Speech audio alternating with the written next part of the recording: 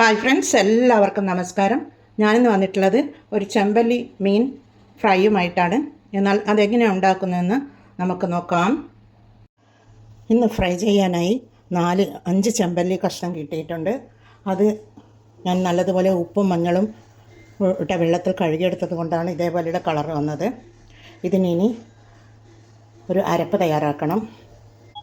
അരപ്പിനായി ഒരു പകുതി തക്കാളി, ഒരു ചെറിയ കഷ്ണം കാഭാഗം ഉണ്ട് ഉള്ളി, ഒരു ചെറിയ കഷ്ണം ഇഞ്ചി, 2 വെളുത്തുള്ളി, ഒരു 3 ഇത് കശ്മീരി ചില്ലിയാണ്, വറ്റൽമുളക്, പിന്നെ ഒരു 1/4 ടീസ്പൂൺ ജീരകം, ഒരു തണ്ട് കറിവേപ്പില. ഇതൊക്കെ ഒരു പാനിലേക്ക് ഇട്ട് കൊടുത്ത് നമുക്ക് ചൂടാക്കി കൊണ്ടുവരണം. കുറച്ച് വെളിച്ചെണ്ണ കൂടി ഇതിൻ്റെ മുകളിൽ ഒഴിച്ച് കൊടുക്കണം.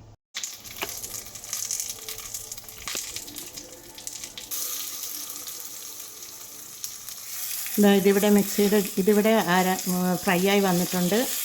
ഇനി ഇത് മിക്സിയുടെ ജാറിലേക്ക് ഇട്ട് കൊടുത്തൊന്ന് അരച്ച് കൊണ്ടുവരണം. ഇതിവിടെ അരച്ചെടുത്തിട്ടുണ്ട്. ഇനി ഈ മീൻ കഷ്ണങ്ങളിലേക്ക് നമുക്കൊരു 1/2 ടീസ്പൂൺ ഉപ്പിട്ട് കൊടുക്കാം. പിന്നീട് ഒരു 1/4 ടീസ്പൂൺ മഞ്ഞൾ പൊടി ഇട്ട് കൊടുക്കാം. മഞ്ഞൾ പൊടിയിലാണ് ഞാൻ കഴുകിയെടുത്തിട്ടുള്ളത്.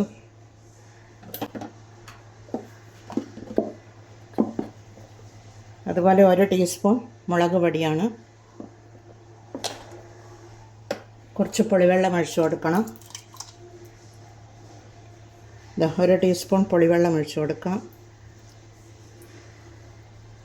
പുളിവെള്ളത്തിന് പകരം ഇഷ്ടമില്ലാത്ത കൂട്ടർക്ക് ചെറുനാരങ്ങ നീരും ഒഴിച്ച് കൊടുക്കാം. അല്ലെങ്കിൽ കുറച്ച് വിനാഗിരി ഒഴിച്ച് കൊടുത്താൽ മതി. പിന്നീട് ഈ അരപ്പ് ചേർത്ത് കൊടുക്കാം. തരിതരപ്പായി അരക്കുകയാണ് വേണ്ടത്. ഇത് നൈസായി അരഞ്ഞുകൊണ്ട് കുറച്ച് ചേർത്താൽ മതി. വേണമെങ്കിൽ പിന്നീട് നമുക്ക് ചേർത്ത് കൊടുക്കാം. പിന്നീട് 1 ടീസ്പൂൺ കുരുമുളക് പൊടിയാണ്. കുരുമുളക് പൊടി മസ്റ്റായിട്ടും ചേർക്കണം.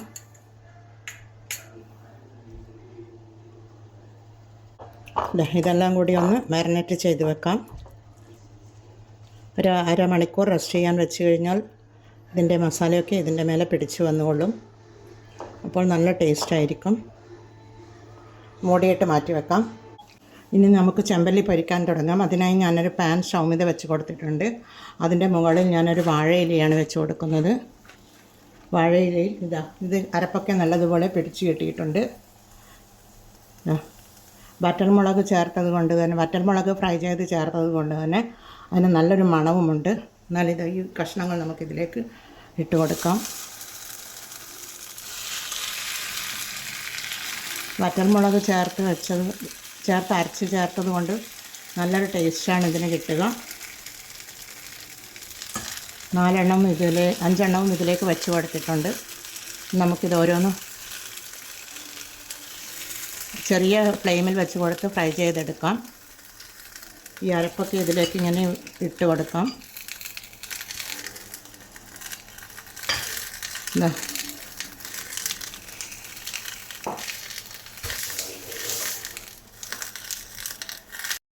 ഇനി നമുക്കിതിലേക്ക് 1 ടേബിൾ സ്പൂൺ വെളിച്ചെണ്ണ ഒഴിച്ച് കൊടുക്കാം.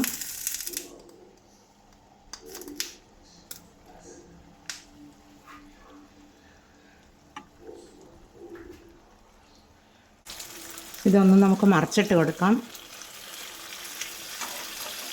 ഒരു ഭാഗം ഫ്രൈ ആയി വന്നിട്ടുണ്ട്.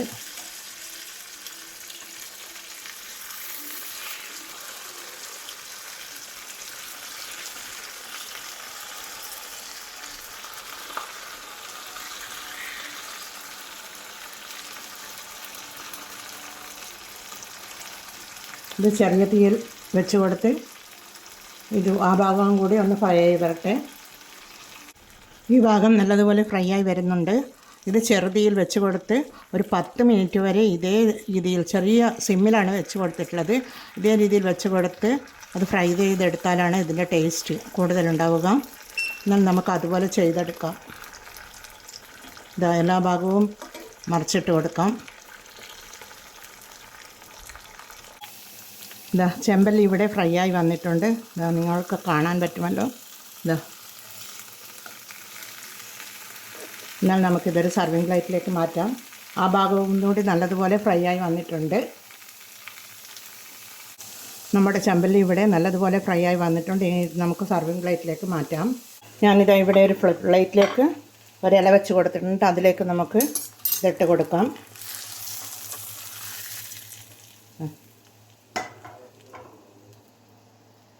അടിപൊളി ചെമ്പല്ലി ഫ്രൈ ഇവിടെ റെഡിയാണ്. ഇപ്പോൾ സ്പെഷ്യൽ മസാല കൊണ്ട് ചേർത്തത് കൊണ്ട് തന്നെ നല്ല ടേസ്റ്റുമുണ്ട്. എന്നാൽ എല്ലാവരും ഇതുപോലെ ട്രൈ ചെയ്ത് ഫീഡ്ബാക്ക് അറിയിക്കണേ. കമൻറ്റും സബ്സ്ക്രൈബും ചെയ്ത് സപ്പോർട്ട് ചെയ്യണേ. അടുത്തൊരു വീഡിയോയുമായി വരുന്നത് വരെ എല്ലാവർക്കും താങ്ക് യു ഫോർ വാച്ചിങ്.